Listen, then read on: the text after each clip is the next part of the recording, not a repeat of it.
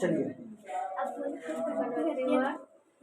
चलिए थोड़ा ध्यान दीजिए तो सबको यहाँ प्रश्नावली आ गई। एचसीएफ और एलसीएम सबको समझ में आ गया ना? किसी को कोई दिक्कत उसमें? आगे बताएं, आगे भी वही मिलेगा। एक्सरसाइज 1.2 देखिए, प्रश्नावली 1.2। प्रश्नावली 1.2 का 1 नंबर में क्वेश्चन में कह रहा है। 1 नंबर क्वेश्चन में क्या कहता है देखिए, तो पढ़िए क्वेश्चन। क्वेश्चन में कह रहा है कि निम्नलिखित संख्याओं को अभाज्य गुणनखंडों के गुणनफल के रूप में व्यक्त करना है। यानी कि अभाज्य गुणनखंड को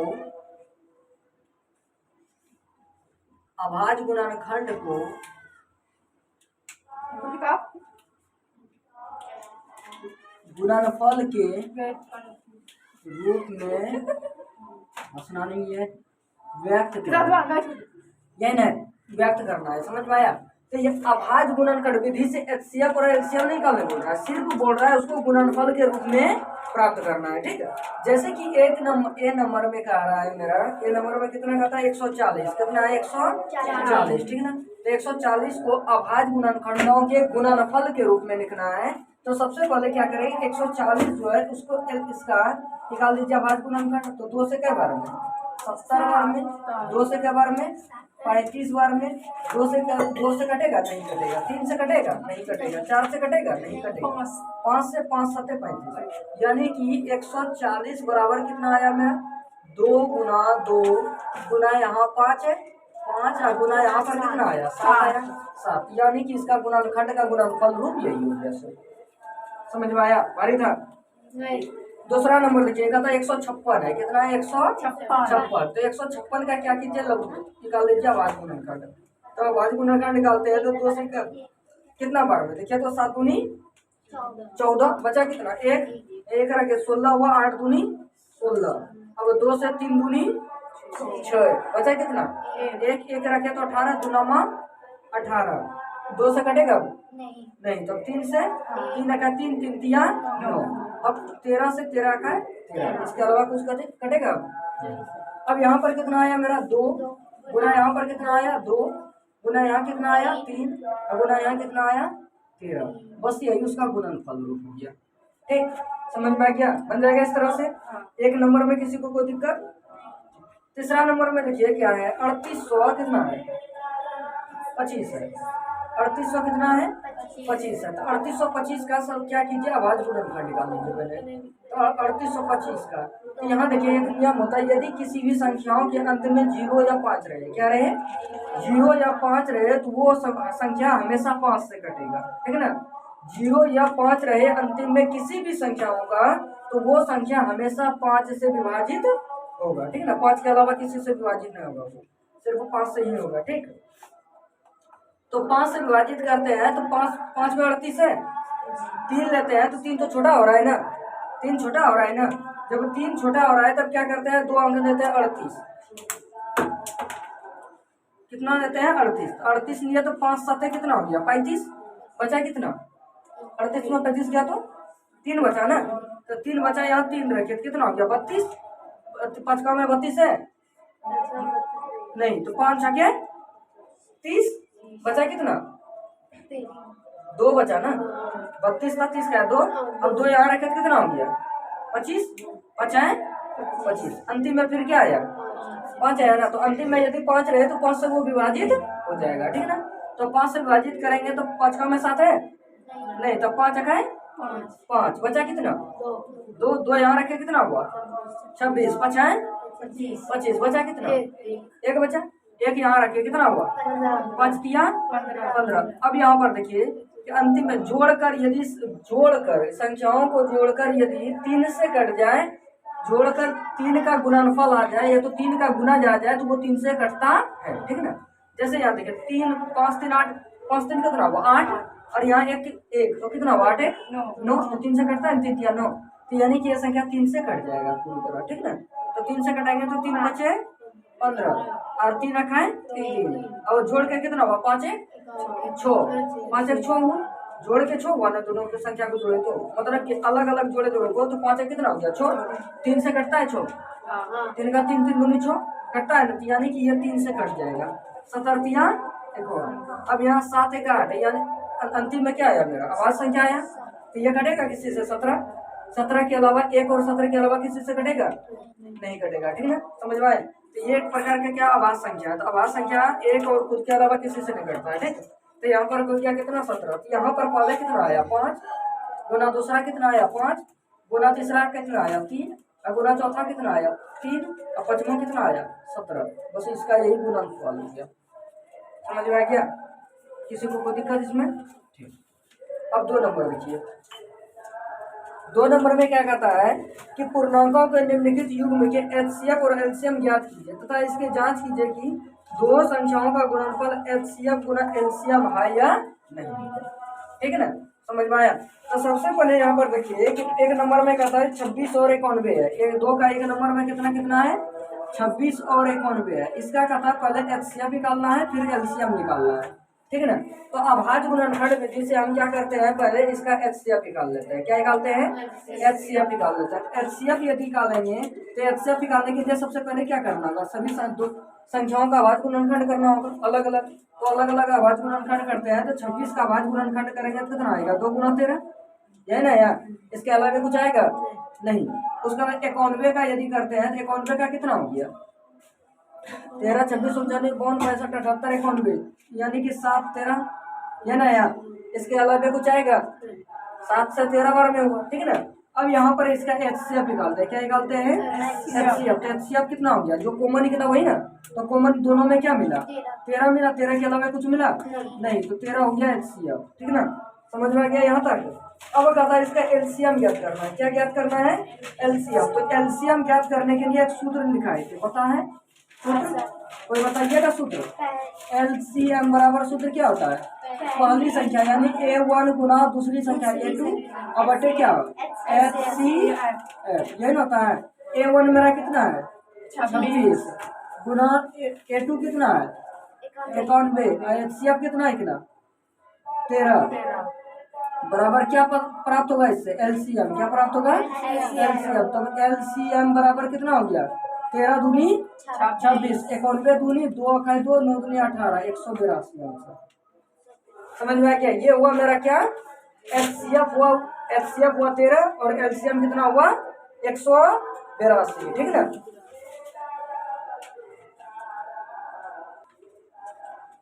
तो दोनों का जांच करना था, जांच भी करने बोला है क्वेश्चन में, तो जांच भी करना बोल रहा है कि दोनों संख्या जो होगा उसका गुणनफल एचसीएफ गुना एलसीएम के बराबर होगा, ठीक है ना।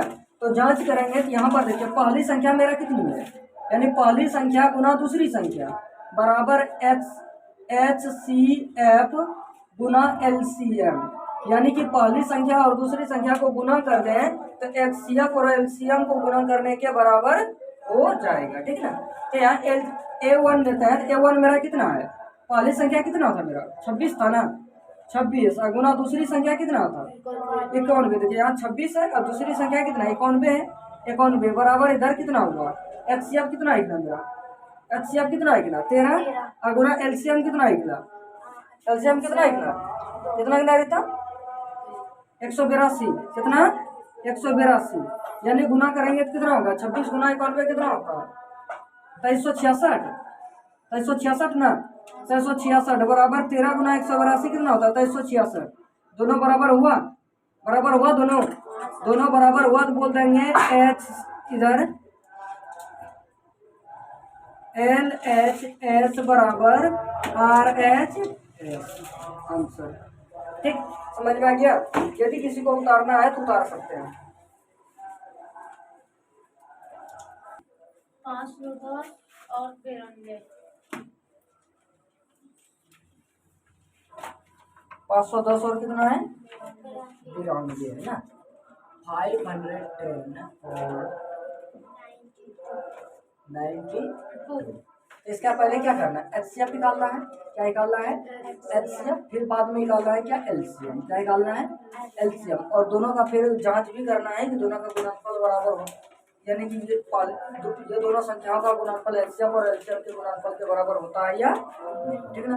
तो सबसे पहले हम क्या निकाल लेते हैं दोनों संख्याओं का एचसीएफ निकाल लेते हैं, क्या निकालते हैं एचसीएफ। तो एचसीएफ यहाँ पर देखिए क्वेश्चन में तो ये नहीं बोला है कि अभाज्य गुणनखंड विधि से ही निकालना है, ठीक है ना।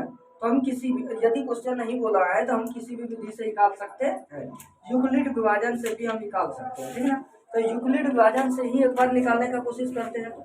यूक्लिड विभाजन से ना तो अभाज्य गुणनखंड से निकालिए, आसान होता है ये बनाने में, ठीक है। तो बस याद है कि अभाज्य गुणनखंड विधि से निकालते हैं, तब यहाँ पर पहले क्या करना होगा, इसका गुणनखंड निकालना होगा। अभाज्य गुणनखंड, ठीक है ना। गुणनखंड अलग होता है और अभाज्य गुणनखंड अलग होता है, ठीक है। गुणनखंड होता है कि कौन कौन सी संख्या से कट रहा है, तो जो संख्या से कटता है वो उसका गुणनखंड होता है, ठीक है। और उसके बाद इसका लघुत्तम निकाल के जो जो संख्या से होता है वो अभाज्य गुणनखंड होता है, ठीक है ना। तो यहाँ पर देखिए, अब यहाँ 510 है, तो 510 का पहले क्या निकाल लेते हैं हम, अभाज्य गुणनखंड। क्या निकालते हैं, अभाज्य गुणनखंड। तो अभाज्य गुणनखंड निकालेंगे तो 510 का कितना होगा, देखिए दो, अंतिम में क्या है, 0 है ना, तो अंतिम में यदि 0 रहे तो वो 2 से कट जाएगा, ठीक है ना। 2 से कट जाएगा, 2 और 5 से कटेगा। अंतिम में यदि किसी संख्याओं का 0 रहे तो 2 और 5 से वो हमेशा कटेगा, ठीक है, समझ में आया।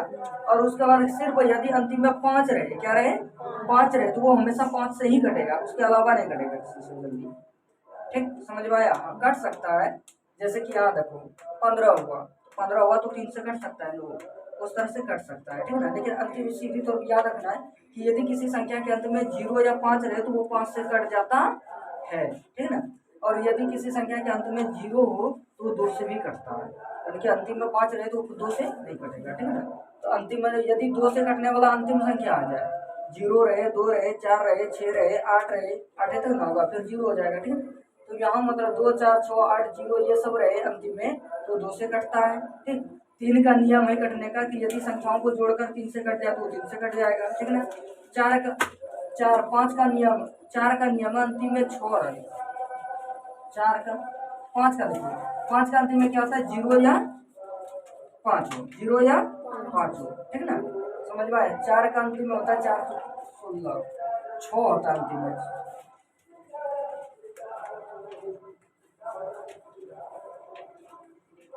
4 होगा। चलिए यहाँ देखिए, पहले 5 2 से घटाते हैं तो 2 से घटाएंगे तो 2 दूनी 4 बचा 1, 5 दूनी 10, यहाँ बचा 10, 5 दूनी 10, 255 हुआ। अब अंतिम में क्या है मेरा, अंतिम में 5 है ना, तो 5 है तो 5 से घटाता है, 5 है 25, 5 है 5, जोड़ के कितना हुआ 6, यानी 3 से कट जाएगा, 17 या 51। अब कटेगा नहीं कटेगा, तो यहाँ पर 510 बराबर कितना आया, 2 गुना 5 गुना 3 गुना 17, ये आया, समझ में आया। अब यहाँ पर देखिए दूसरा है कितना है, 92 है, कितना है 92, इसका भी अभाज्य गुणनखंड निकाल लीजिए।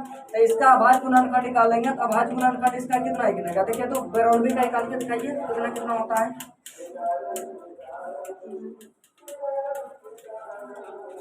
4 दूनी 8, 6 दूनी 12, 46, 2 से 2 दूनी 4, 2 तिया 6, यानी 2 गुना 2 गुना 23, कितना एक ना 2 गुना 2 गुना 23, यानी लिख सकते हैं इसको 2 गुना 2 गुना 23, यही ना है इसका। 23 किसी से कटेगा नहीं ना, तो यहाँ पर देखिए अब एचसीएफ यदि हम निकालते हैं तो एचसीएफ बराबर कितना होगा बताइए, एचसीएफ कितना होगा इसका, यहाँ देखिए जो कॉमन निकलता है वही एचसीएफ होता है उसका। क्या कॉमन क्या निकला इसका, 2 निकला, 2 गुना और कुछ मिला और कुछ निकला नहीं निकला, तो यानी कि कुछ नहीं गिना तो 2 मेरा क्या हुआ उसका एचसीएफ, क्या हुआ एचसीएफ, ठीक है ना। अभी निकालना है एलसीएम, क्या निकालना है एलसीएम, तो एलसीएम बराबर सूत्र क्या होता है A1 गुना A2 और बटे एचसीएफ, यह होता है, यानी कि पहली संख्या गुना दूसरी संख्या बटे एचसीएफ, 2 संख्या दी हुई हो निकलता है तब ये लगता है, ठीक है ना। 3 को 4 को संख्या दे दे तब नियम नहीं लगता है। अब यहाँ देखिए A1 कितना है मेरा 510 है, गुना A2 कितना है 92 है, और कितना है एचसीएफ 2 से क्या बार में 2 दूनी 4, 1 1 5 दूनी 10, 255 बार में। अब 255 गुना 92 कीजिए, 255 गुना 92 कीजिए, देखिए कितना आता है,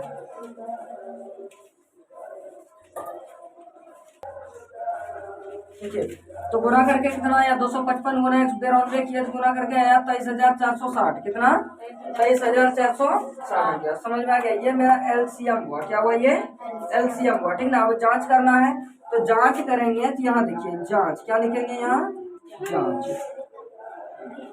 तो जांच में यानी कि A1 गुना A2 बराबर HCF गुना LCM इसके बराबर होगा, यही ना।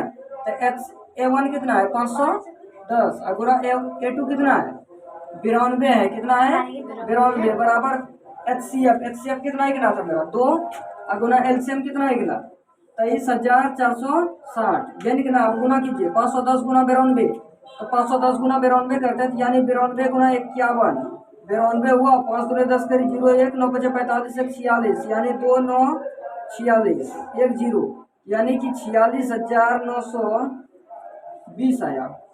अरे इधर गुना करके कितना आया 60 गुनी 120, बचा कितना 1।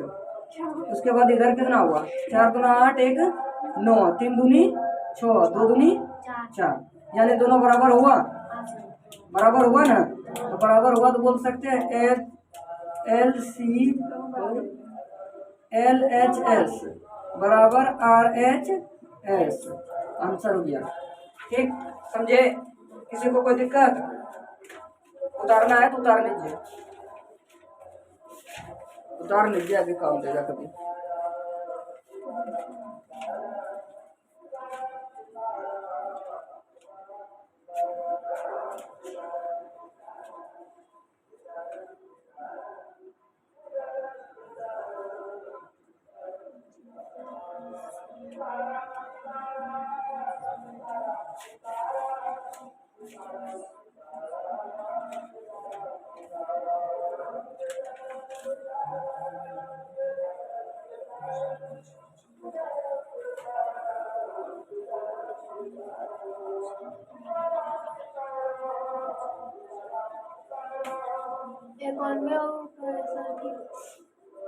कौन सा ये A1 है, A1 गुना A2, पहली संख्या गुना दूसरी संख्या, पहली संख्या को A1 मानते हैं, दूसरी संख्या को A2 मानते हैं।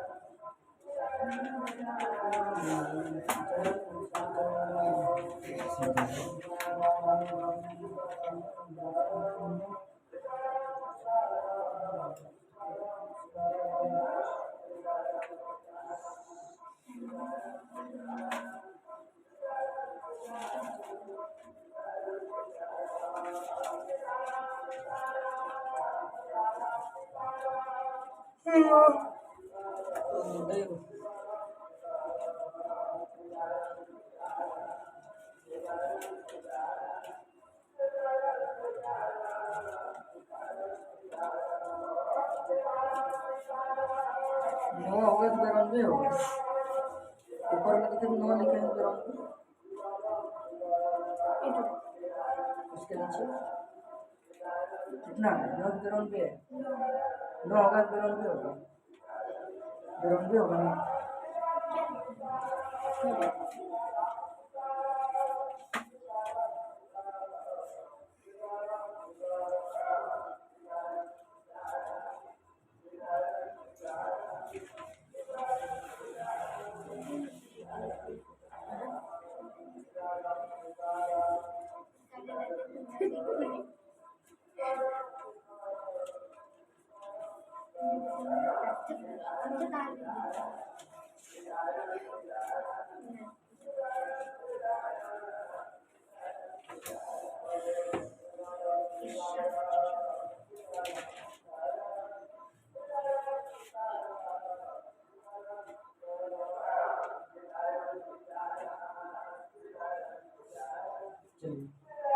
हो गया, मिटा दे,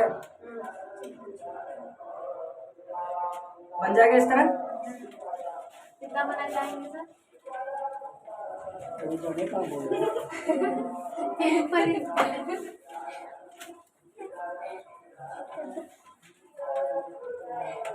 सर निशु को बोलिए। अच्छा जगह में लगेगा, इससे बताते हैं तेजी में।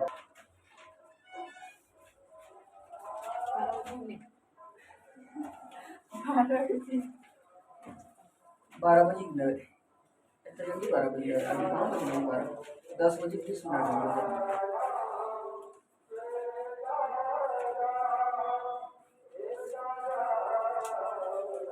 स्मार्ट वॉच है कि नॉर्मल वॉच है? नॉर्मल है। पता नहीं चल पाता, स्मार्ट और नॉर्मल दोनों एक ही तरह आता है। अब कोई 3,000 का पाना है, कोई 300 टका का पाना है, पता ही नहीं चलता है कि नॉर्मल है कि बच्चा को देखते हैं स्मार्ट वॉच पर पैसा पैसे नहीं लगते हैं जो है स्मार्ट वॉच का कम से कम 1600 1700 और सिम लगाने में 7,000। सिम लगाने में 7,000 मिल रहा है। वीडियो कॉल से सब कुछ होता है, नेट उठ से चलता है तो जगह में वही फायदा है।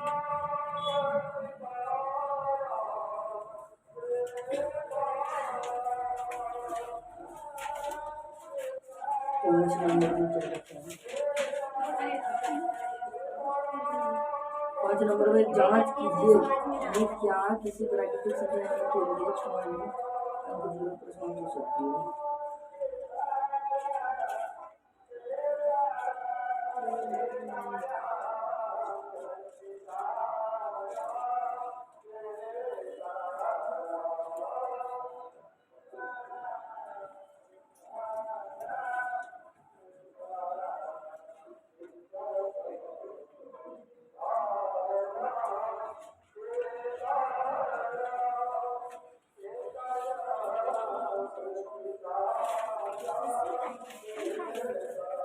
चार नंबर तक बना लीजिएगा, ठीक है। 5 6 7 कल बता देंगे, ऐसे 5 6 7 में कहीं पर कुछ पा नहीं है, फिर भी कल बता देंगे। लीजिए किताब।